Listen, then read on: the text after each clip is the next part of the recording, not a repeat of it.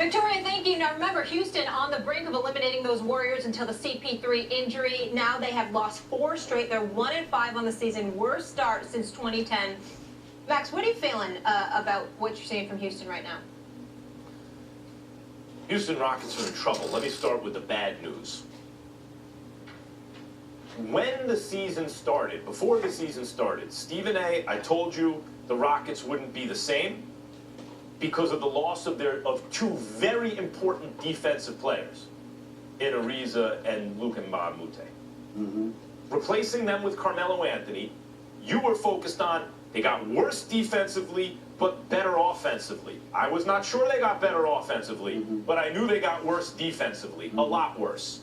And Zdelic retiring, who's their essentially defensive coordinator, combined with a loss of 2 defensive players who fit in their offensive system, not ball stoppers, was going to be a problem for the Rockets, and it is.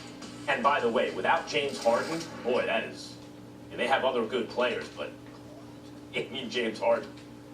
The bad news is the defense is in trouble, and so are the Rockets in this Western Conference, which has gotten better. Utah's a year more mature. The Lakers get LeBron James. Denver should be better. The Pelicans, okay, because of the bum elbow right now, not as much. But in the long run, it's all a problem for Houston. The good news is Daryl Morey's your GM. This ain't going to be the team that you end the year with. But right now, as presently constituted, the Rockets went from, I thought, the best team in basketball last year to not one of the best teams in basketball. They're not a top 5 or 6 or 7 team in the NBA right now. Got some stuff on my mind. Let me get this off my chest. I believe that the Houston Rockets were not going back to the Western Conference Finals because I think the Lakers ultimately will be there in the end. Obviously, I said the Lakers are going to the conference finals instead of the Houston Rockets. But I didn't expect them to be this bad. Now, there's a couple of things that's very, very important to say. Even though he's the reigning league MVP, James Harden, there is a level of respect that this man lacks, and it needs to come to an end now. He has played 4 games this year. He was averaging 28.5, 9 assists on 44% shooting from three-point range.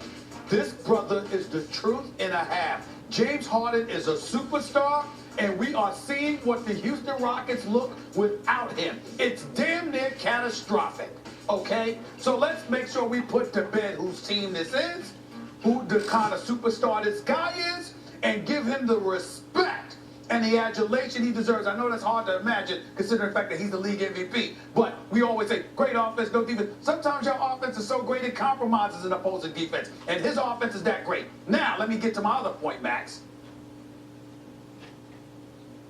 Carmelo Anthony.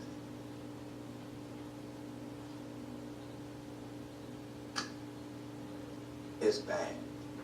Shot 2 for 12 last night.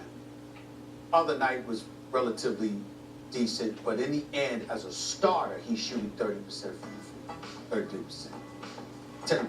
10 of 30 shots he's made. They've looked horrid in both games he has started. Now, I have been on the record.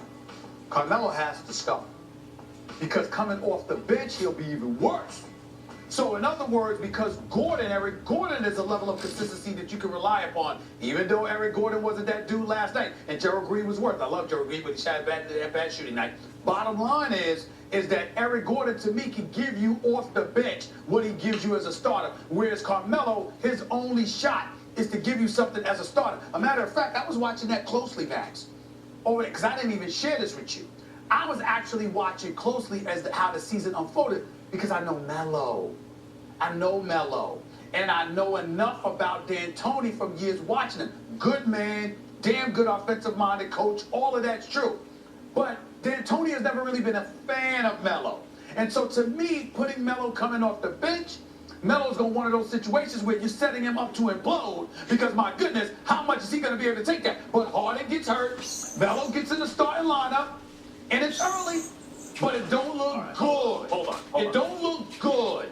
And so I'm looking at that, and the only point that I want to make is, when we talk about being in trouble with Houston, I would ask you to remember, CP3 just re-upped. We talk about CP3 down the road getting $37 million per. And And so he ain't getting no younger. That's the, hold on. There are three different things. Let's take them one at a time. Quickly with That's what I'm CP3. telling you. He's 34 years old. You can expect some decline. Maybe it's starting already. Maybe it'll start next year. But guys don't stay the same. In spite of Tom Brady and LeBron James, forever they start to decline. What? Can't just gloss over that. What? Don't just slide Tom Brady in there like that. I told you when I made that prediction, I didn't know you were going to be allowed to breathe on the All I'm quarterback. asking you to do is slow down the verbiage when you bring up Tom Brady. Did you hear the ball? Let's not get sidetracked. Slow We motion. will address that later. Okay, go ahead. We have a whole Tom Brady segment coming up. We'll address that later. Just say it slow if you're going to bring up his name. Just say it slow. I'll say it at the Say speed I want. Now look, let's go. Brady. Let's go James Harden. Yeah, that's No one doubts his prowess in the regular season. He was the regular season MVP. I didn't think he did that better in the playoffs. He missed practically every shot he took in Game 7 at home in a winnable game, where they needed him more than ever because CP3 wasn't on the floor. Perimeter shot. Well, hit those perimeter shots. Excuse me. James Harden was going up against a team that is an elite defensive team that had Andre He Iguodala had some back. open shots too. Stop. Come on now. He had some open. No, they were missing Iguodala. Game 7? Game 7. I don't think Iguodala Game did 7. not I don't think play. Game All right, listen. But The you might point be is, right. the point is about James Harden.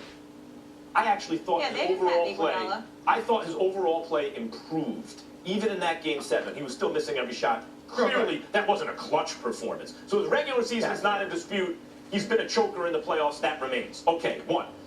2. Carmelo Anthony. Stephen A., if Carmelo Anthony's going to have a problem coming off the bench, that's a Carmelo problem.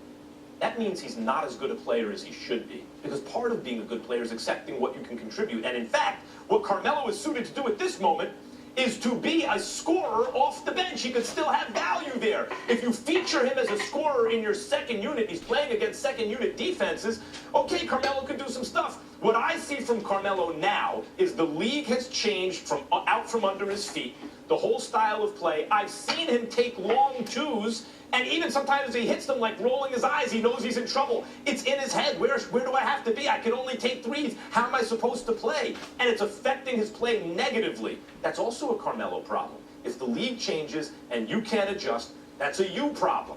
Carmelo was an all-time great scorer of the ball in his prime. He's no longer in his prime. The league is different. He's a bad defender. If he has a problem coming off the bench, that's a team chemistry problem, in fact, or a coachability problem, in fact.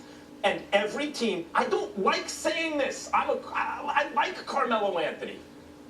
Every team he has gone to recently has gotten worse, and that includes the Rockets. Well, there is no doubt about that. Nobody's trying to refute that. But what I'm trying to say to you is, again, I don't know how many times I got to bring this up.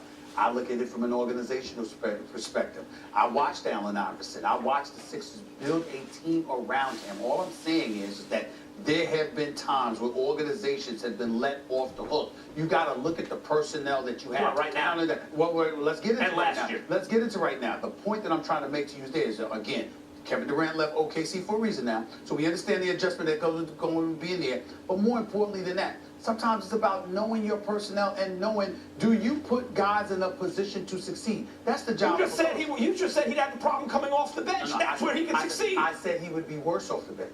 That's what I'm saying. But he actually. I'm saying he would be worse off the bench. If you take the personality out of it, you think he'd be better off the bench. Max, I'm telling you, feature him. Psychologically, particularly when it pertains to shooters in the game of basketball, coming off the bench is far more difficult for them than warming up and then being out there in the starting lineup. It affects certain guys. I said there are guys who are specialists in that regard. Melo ain't that dude. He's never come off the bench. So what you're saying is he cannot adjust to the league either in terms of style of play or emotional acceptance of his role.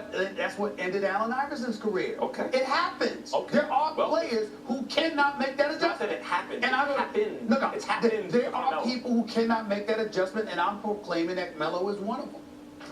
All right, hold it right there because we got to get back to the NFL and we got college football, a whole lot going on. DJ Durkin